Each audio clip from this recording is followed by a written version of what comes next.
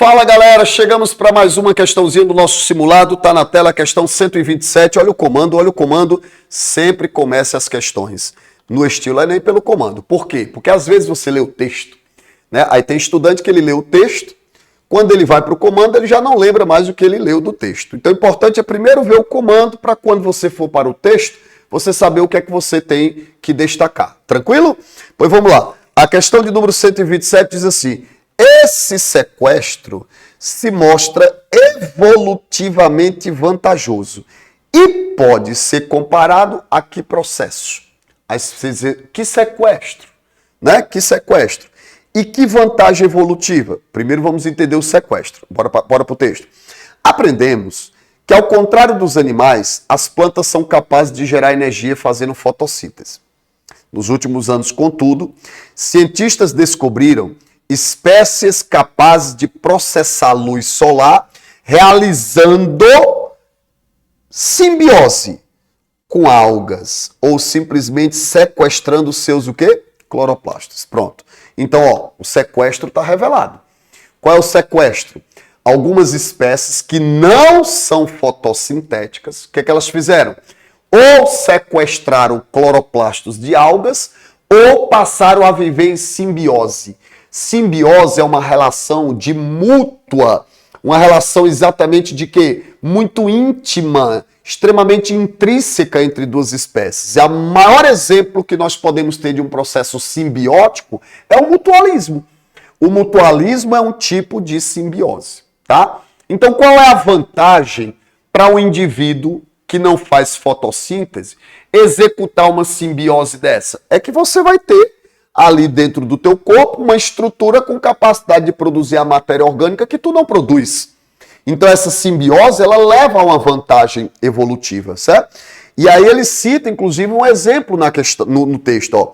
Uma delas é a lesma ou lebre do mar, que é verde. E, curiosamente, parece o quê? Uma folha, porque ela fez essa simbiose.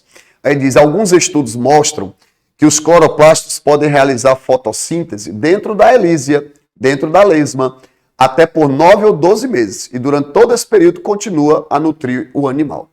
Aí, pessoal, ele está dizendo o seguinte, de um animal que é um ser heterotrófico, sem capacidade de produzir seu próprio alimento, tem uma simbiose, né, com o quê? Com algas aí, com plantas, né, com plantas não, com algas, com cloroplastos, e esses cloroplastos por 9, 12 meses fazendo fotossíntese e nutrindo o animal. Certo? Essa simbiose é extremamente vantajosa, esse tal desse sequestro que ele mencionou. E ele pede para tu comparar com um processo. Qual foi o processo? Todo mundo, quando estuda a origem da vida, tem uma hipótese que é chamada hipótese endossimbiótica. Ó, hipótese endossimbiótica ou hipótese de origem das mitocôndrias e dos cloroplastos. A hipótese de origem das mitocôndrias e dos cloroplastos indica, certo? Que elas podem ter surgido exatamente por esse processo. Quais são as evidências? Aliás, a pesquisadora que defendeu isso aqui foi a Margulies, né? Quais são as evidências que nós temos de que essa hipótese possa realmente ter sido a explicação da origem das mitocôndrias e dos cloroplastos? Mitocôndrias e cloroplastos têm DNA próprio.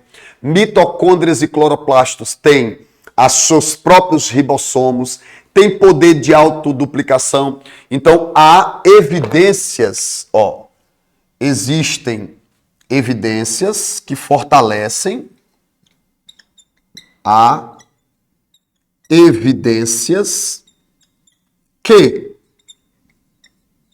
fortalecem esta hipótese.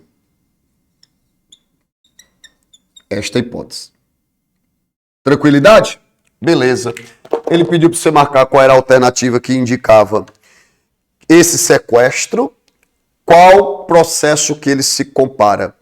A origem das mitocôndrias e dos cloroplastos, certo? Que é o gabarito da nossa questão de número 127. Uma questão boa, porque ele mostra uma condição atual e pede para que a partir dessa condição atual tu explique qual outro processo supostamente ocorreu e que fortalece uma das grandes hipóteses de origem da vida, que é da origem das mitocôndrias e dos cloroplastos nas células eucarióticas. O gabarito da questão de número 127 não podia ser outro, é o item D de dado, mais uma questão boa resolvida para a gente aí no nosso simulado. Tá feito.